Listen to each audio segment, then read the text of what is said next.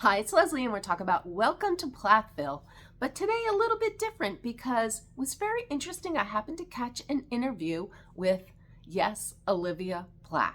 And that's what she still goes by, Olivia Plath.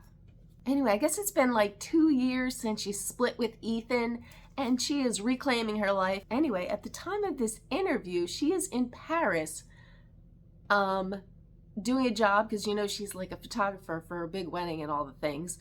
Anyway, she's trying to like rewrite some memories, make them good ones now. Because the last time she was there, she was with Ethan. Yeah, I'm here because I have a wedding this week. And then also I haven't been back to Paris since I was here with my ex, who all of that kind of played out on season 5 of the show. Yeah.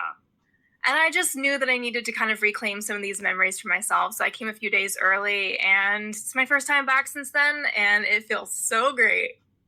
Anyway, this interview is interesting to me because, of course, I'm sitting there thinking, I cannot stand Veronica. But I'm like, am I just being played because I am so gullible? Could she possibly be speaking the truth and there is something about Veronica and Olivia that's legit and this family is doing something, I don't know. But it made me curious enough to watch this interview.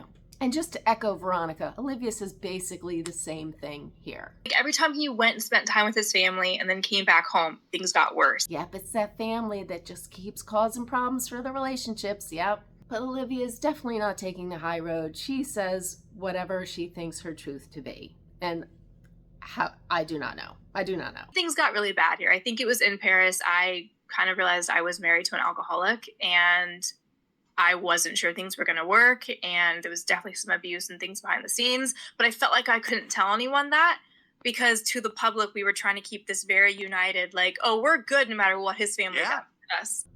Alrighty then. We got the 2 A's, abuse and alcoholism. Lovely. Okay. Anyway, I'm wondering, is there any truth to this? Am I sucked in also? Because right now I can't stand Veronica at all.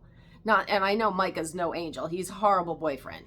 But Veronica, awful. But I'm like, am I gullible? Have I been played by them also? But Olivia's on here and let the record show. She doesn't watch the show. Of course not. She wants nothing to do with these people. Yeah. Or so we're to believe. I don't want to be a part of that family. I don't want to be married into that family. And I don't want to know or have interactions with that family. However, I wouldn't say that I'm trying to distance myself from them or have nothing to do with them because the reality is that was my entire adult life. And I'm not just going to forget the things that happened to me. And it was pretty traumatic towards the end. Quite interesting, that she claims to not want anything to do with them, wants to distance themselves, but yet this is her Instagram handle. I mean, she wants to distance herself. I mean, isn't there a saying that says something like, if you fall for everything, you stand for nothing? Like, if this is so important to her that she's not associated with them and wants to move on, why in the world is she milking the name of Plath in her Instagram handle? That's what I want to know. Because she knows that is what drives people to her. So she is, I don't know, not ringing true here, if you ask me. Because it's been 2 years since the split. 2 years, and she still carries the Plath name. And like makes sure to hashtag all the Plath things in every post on her TikToks and all the things. So, I don't know.